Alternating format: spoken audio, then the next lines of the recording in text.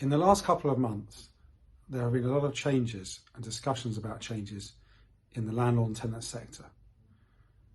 Firstly, there are the government's plans to abolish marriage value for lease extensions. They've been talking about this for some years now, and we're expecting a bill to go through Parliament either later this year or next year with their plans. Will they do it? We don't know. How long have they got until the next election? A couple of years, and they might find other things to talk about and deal with in that time.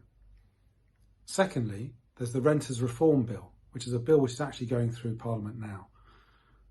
And the big takeaway from that is that landlords who are renting out their flats and houses on the short-haul tenancies will now no longer be able to terminate the tenancy just because it's come to an end.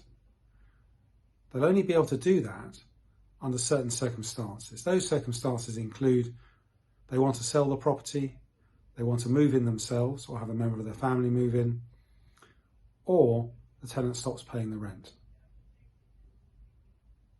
If they want to increase the rent, they'll be able to go to a tribunal and make an application to see if they can get more rent. Another thing happened very recently, only yesterday, which is that the Court of Appeal made a decision about long leaseholders of flats having the rights to manage. They decided that people with shared ownership leases could, in fact, acquire the right to manage of their blocks of flats and their estates. This had been in doubt for some time, but has now been cleared up. So there's a lot of change going on in the landlord and tenant sector. If you're involved in that area, you can speak to us because we're experts.